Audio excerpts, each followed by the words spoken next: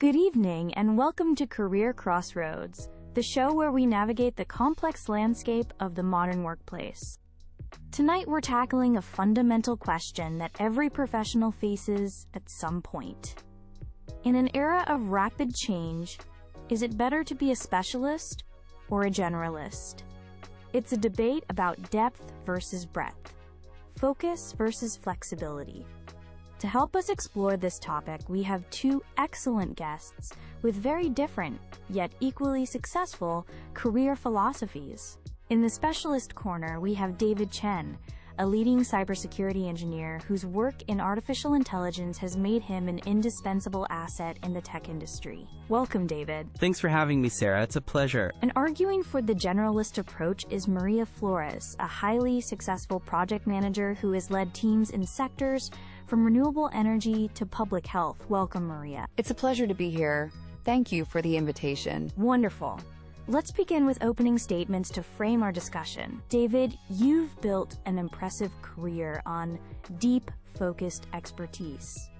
Why do you believe the specialist path is the superior choice for professionals today? Thank you, Sarah. I believe the case for specialization is clearer now than ever before. In a complex world, the problems we face are also increasingly complex and require profound understanding to solve. You don't ask a family doctor to perform brain surgery.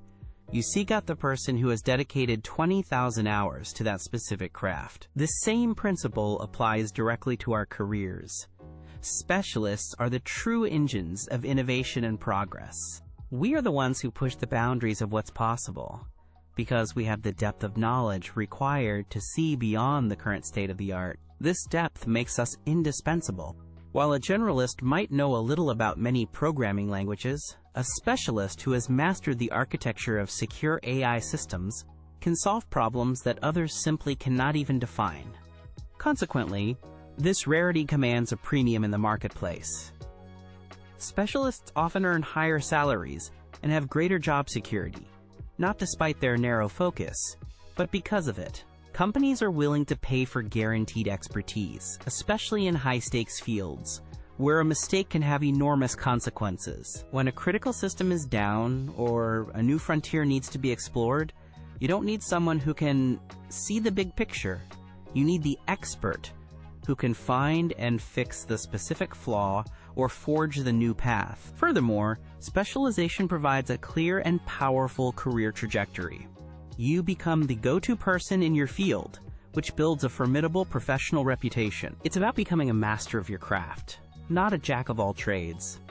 It's about building a tower of expertise, not a flat, sprawling foundation that is wide but not very high. In my view, true career security doesn't come from being flexible enough to do any job, but from being so good at one job that you are always in demand. A powerful argument for depth and mastery. Thank you, David. Maria, you've taken a different path, thriving by working across multiple industries.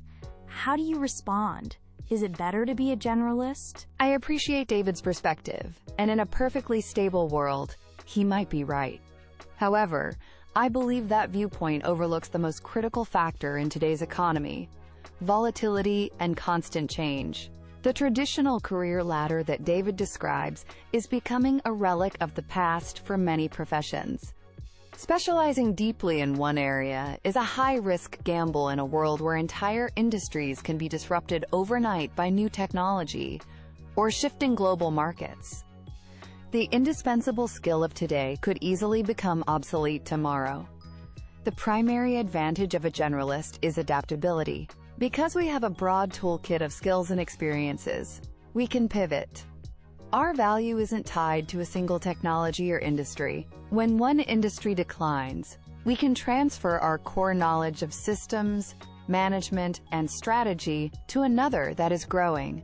This is the essence of long-term career resilience. Moreover, generalists are often the most effective leaders and innovators. Innovation rarely happens in a silo. It happens at the intersection of different disciplines. A generalist is uniquely positioned to see the entire forest, not just a single, highly detailed tree. We connect ideas from different fields. We can identify synergies that specialists, deep in their own worlds, might miss, and we can communicate effectively with diverse teams,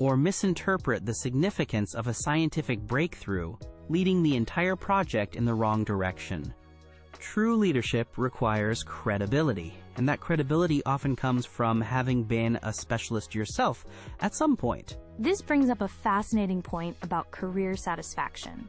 Let's move beyond just job security and talk about fulfillment. David, do you find that the deep mastery and recognition in a single field leads to greater professional satisfaction? Absolutely. There is a profound sense of accomplishment that comes from being a true expert in something.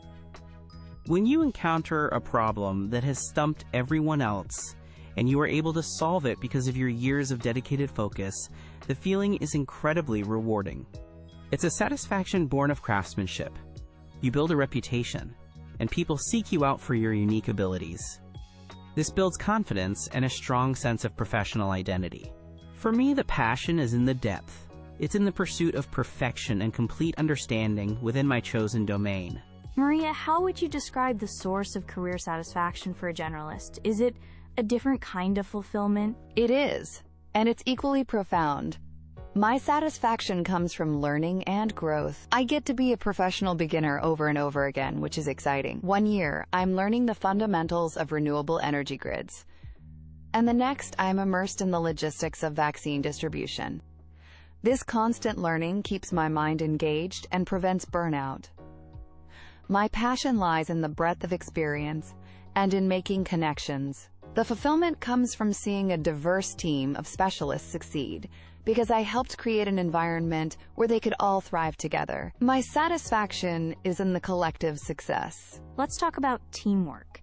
How do these two archetypes fit into modern organizational structures like agile teams? Maria, you seem perfectly suited for a role like a scrum master or product owner. Do you see the generalist as the natural leader in these environments? Yes, in many ways, agile methodologies were practically designed for generalists to lead. These roles require someone who can interface with all stakeholders, manage backlogs, and keep the team focused on a common goal, without getting lost in the technical weeds. We facilitate, we translate, we remove obstacles. However, these teams are nothing without the specialists who perform the actual development, design, and engineering work. A successful team needs both: the generalist to steer the ship, and the specialist to power the engine. David, how does a deep specialist function within such a team? Is there a risk of friction? If a specialist feels their expertise is being mismanaged or misunderstood by a generalist leader? That is the primary source of friction, yes. It can be incredibly frustrating to work under a manager who doesn't understand the technical realities of your work. They might promise unrealistic deadlines to stakeholders, or fail to appreciate why one technical approach is vastly superior to another. However, in a well-functioning team, a specialist has the autonomy and respect to make decisions within their area of expertise. Our role is to provide the team with realistic assessments and to execute our tasks to the highest possible standard. The ideal scenario, in my opinion, is a T-shaped professional, someone with deep expertise in one area, the vertical bar of the T, but with enough breadth to collaborate effectively with others, the horizontal bar. Perhaps the debate shouldn't be specialist versus generalist, but rather how to combine the two within a single career or a single team. That's a fantastic point, and a great segue to our closing statements. We are nearly out of time. I'd like to give you each a moment for a brief closing statement to summarize your position. David, your final thoughts? Ultimately, significant value is created by solving difficult problems, and difficult problems require deep, specialized knowledge. While generalists play a crucial role in coordination and management, it is the specialist who provides the breakthrough solutions that move entire industries forward. If you want to make a truly significant impact, command a high salary, and build a lasting reputation based on a concrete, demonstrable skill, then specialization is the most reliable and rewarding path. Don't be a Swiss Army knife with a dozen mediocre tools. Be a finely crafted scalpel, designed for excellence and precision in one critical function. That is how you become truly indispensable in a world that will always need experts. Thank you, David. A very clear and compelling vision. Maria, your closing statement? The future is, by its very nature, uncertain. The most important skill anyone can possess in the 21st century is the ability to learn and adapt to constant change. A generalist career path is a direct investment in that adaptability. It prepares you to see opportunities where others only see disruption. It trains you to lead teams of diverse thinkers, to synthesize complex information, and to build a resilient career that isn't dependent on a single, fragile specialty. In a world that is constantly being reshaped, the person who can learn, connect, and reinvent themselves will always have a valuable place. So my advice is not to bet on a single horse in the race. Learn how to ride any of them. That is the key to enduring success. David Chen and Maria Flores, thank you both for a fascinating and insightful debate. You've made it clear that the choice between depth and breadth is not simple. And as David noted, perhaps the ideal path involves a deliberate combination of both. That's all the time we have for this episode of Career Crossroads. Join us next week for another discussion. Good night.